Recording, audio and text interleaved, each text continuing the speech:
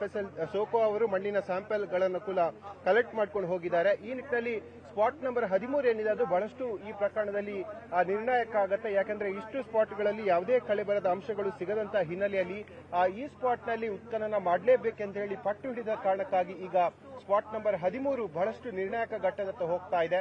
ಸುಮಾರು 10 ಅಡಿ ಆಳಕ್ಕೆ ಮಣ್ಣನ್ನ ತೆಗಿಬೇಕಾದಂತಹ ಅನಿವಾರ್ಯತೆ ಕೂಡ ಸದ್ಯಕ್ಕಿರುವಂತದ್ದು. ನೀವು ಮಣ್ಣನ್ನ ನೋಡ್ತಾ ಹೋದ್ರೆ ಇದು ಯಾವುದೇ ಒಂದು ಸಂಶಯ ಉಳಿಬಾರ್ದು, ಯಾವುದೇ ಒಂದು ಗೊಂದಲ ಈ ಪ್ರಕರಣದಲ್ಲಿ ಉಳಿಬಾರ್ದು ನಿಟ್ಟಿನಲ್ಲಿ ಈಗ ಮಣ್ಣನ್ನ ತೆಗೆಯುವಂತ ಕೆಲಸಗಳು ಕೂಡ ಆಗ್ತಾ ಇದೆ. ನಾವು ಸ್ಪಾಟ್ ನಂಬರ್ 1ರಿಂದ ಸ್ಪಾಟ್ ನಂಬರ್ 16ರವರೆಗೆ ಗಮನಿಸ್ತಾ ಹೋದ್ರೆ SIT ನೇರವ ಎಲ್ಲ ಕಾರ್ಯಾಚರಣೆಯನ್ನು ಆತನ ಸಮ್ಮುಖದಲ್ಲೇ ಮಾಡ್ತಾ ಇದೆ ಮತ್ತು ಆತ ಕೊಡುವಂತ ಮುಂದಿನ ಆದೇಶದನ್ವಯ ಆ ಎಲ್ಲ ಪ್ರಕ್ರಿಯೆಗಳನ್ನು ಕೂಡ ಮಾಡ್ತಾ ಇದೆ. ಯಾಕಂದ್ರೆ ಆತ ಸುಮಾರು 6 ಫೀಟ್ ಅಂತ ಹೇಳಿದ್ರೆ SIT ಅವರು ಆತ ಮಾಹಿತಿಗಳನ್ನ ಈ ಜಾಗದ ಬಗ್ಗೆ ಕೊಡ್ತಾ ಇರುವಂತದ್ದು. ಆತನೇ ಹೇಳಿರೋ ಪ್ರಕಾರವಾಗಿ ಮಾಸ್ ಬರಿಯಲ್ ಅಂದ್ರೆ ಸಾಮೂಹಿಕವಾಗಿ ಇಲ್ಲಿ ಶವಗಳನ್ನ ಹೂತು ಹಾಕಿದ್ದೇನೆ, 8ಕ್ಕೂ ಹೆಚ್ಚು ಶವಗಳು ಈ ಭಾಗದ ಒಳಭಾಗದಲ್ಲಿ ಇದೆ ಅನ್ನೋದನ್ನ ಆತ ಹೇಳಿರುವಂತದ್ದು. ಜೊತೆಗೆ ತಾನು ಈ ಹಿಂದೆ ಮಾಡಿದಂತ ಕೃತ್ಯ ಆಗಿರ್ಬೋದು, ತಾನು ಇಲ್ಲಿ ಸಾಮೂಹಿಕವಾಗಿ ಹೆಣಗಳನ್ನ ಹೂಳುವುದರಲ್ಲಿ ಇಲ್ಲಿ ಮಣ್ಣಿನ ಸವಕಳಿ ಕೂಡ ಆಗಿತ್ತು.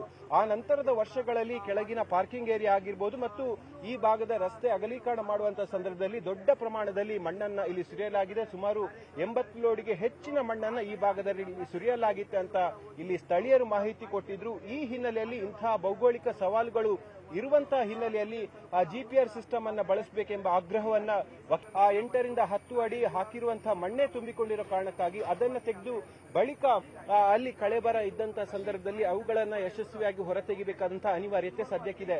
ಯಾಕಂದ್ರೆ ಸ್ಪಾಟ್ ನಂಬರ್ 13 ಅನ್ನುವಂಥದ್ದು ಇಡೀ ಪ್ರಕರಣಕ್ಕೆ ನಿರ್ಣಾಯಕವಾದ ಫಲಿತಾಂಶವನ್ನ ತೋರಿಸುತ್ತೆ ಮತ್ತು ಅನಾಮಿಕನ ಸತ್ಯಾಸತ್ಯತೆಯ ಅನಾವರಣ, ಆತನ ಹೇಳಿಕೆ ಬಗ್ಗೆ ಸಾಕಷ್ಟು ಸಂಶಯ ಮತ್ತು ಸಾಕಷ್ಟು ಗೊಂದಲಗಳು ಇದ್ರೂ ಕೂಡ SIT ಎಲ್ಲವನ್ನ ಕೊಟ್ಟಿರೋದು, ಎಲ್ಲ ಆಪ್ಷನ್ ಅನ್ನು ಕೊಟ್ಟಿರುವಂತದ್ದು, ಎಲ್ಲ ಸರ್ವಾಧಿಕಾರವನ್ನ ಕೊಟ್ಟಿರುವಂತದ್ದು ಇದೇ ಅನಾಮಿಕ ವ್ಯಕ್ತಿಗೆ. ಯಾಕಂದ್ರೆ ಆತ ಹೇಳುವಂತ